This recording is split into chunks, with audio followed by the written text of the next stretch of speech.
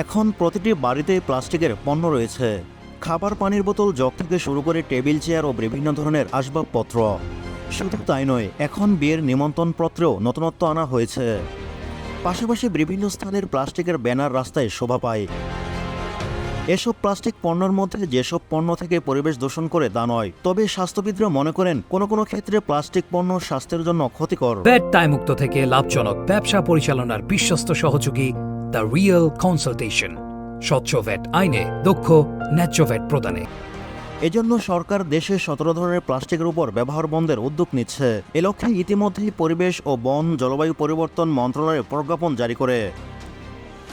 প্রতিনিয়ত বাসা থেকে বেরোনোর সময় সঙ্গে নেন প্লাস্টিকের পানির বোতল। এই পানির বোতলে পানি শেষ হলে এখানে সেখানে ফেলে দেওয়া হয়। তবে যারা পরিবেশগত সচেতন তারা এই কাজটি করেন না। তবে বেশিরভাগ ক্ষেত্রে অনেকে এখানে সেখানে প্লাস্টিকের বোতল ফেলে দেন। এর ফলে বৃষ্টিতে জলাবদ্ধতা হওয়ার আশঙ্কা থেকেই যায়। আবার এসব ব্যবহার করা প্লাস্টিকের বোতল পুনঃস্থাপন করা হয়, যা পরবর্তী সময়ে হাতে হাতে ঘুরে ফিরেই আসে। জলবায়ু পরিবর্তনের সঙ্গে পরিবেশের বিষয়টি এখন বেশ গুরুত্বই পাচ্ছে। প্লাস্টিক পণ্য সচেতনতার অভাবে পরিবেশ দূষণের সহায়ক হিসেবে কাজ করছে। যে কারণে 2019 সালের 11 থেকে 15 মার্চ কেনিয়ার রাজধানী নাইরোবিতে বিশ্ব পরিবেশ সংক্রান্ত এক আন্তর্জাতিক সম্মেলনে পরিবেশ দূষণের চ্যালেঞ্জগুলো বিস্তারিতভাবে উপস্থাপন করা হয়। একই সঙ্গে আলোচনা হয় এ বিষয়ে, যে আলোচনার ভিত্তিতে প্রস্তাব দেওয়া হয় আগামী 2030 সালের মধ্যে প্লাস্টিক পণ্য ব্যবহার বন্ধ করতে হবে।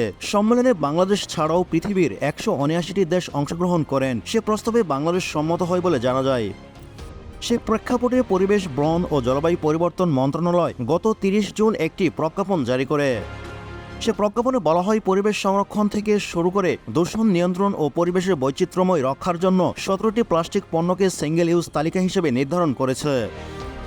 একই সঙ্গে পণ্যগুলো ব্যবহার বন্ধ করার জন্য পরিকল্পনা নেওয়া হয়েছে। 17টি পণ্যের মধ্যে রয়েছে স্ট্রক, স্ট্রয়ার, একবার ব্যবহারযোগ্য তৈজপত্র, বেলুন, আইসক্রিম বা ললিপপের সঙ্গে ব্যবহার করা প্লাস্টিকের কাঠি বা লাঠি, 100 মাইক্রন পুরুত্বের কম প্লাস্টিক ব্যানার, পোস্টারের প্লাস্টিকের মোড়ক, বিভিন্ন পণ্যের একবার ব্যবহারযোগ্য প্লাস্টিকের মিনি প্যাকেট, চকলেট ও ললিপপের প্লাস্টিক মোড়ক, পাতলা প্লাস্টিকের আবরণযুক্ত ফাস্টফুডের মোড়ক, প্লাস্টিকের দাওয়াতপত্র, দাওয়ার কার্ড, প্রচার সামগ্রিক ওপর ব্যবহার করা থার্মাল ল্যামিনেশন, পাতলা প্লাস্টিকের আবরণযুক্ত সিগারেটের packet, tissue paper, toilet roll, সাবানের মোড়ক, মেলামাইন ফোম স্পঞ্জ সহ সিগারেটের ফিল্টার ও প্লাস্টিকের বোতল।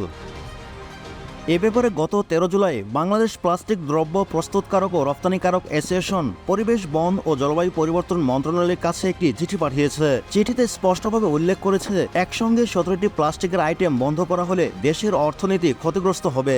জানা গেছে, পরিবেশ, বন ও জলবায়ু পরিবর্তন মন্ত্রণালয় থেকে জাতিসংঘের পরিবেশ বিষয়ক রেজুলেশন অ্যাসোসিয়েশনকে পাঠানো হয়েছে।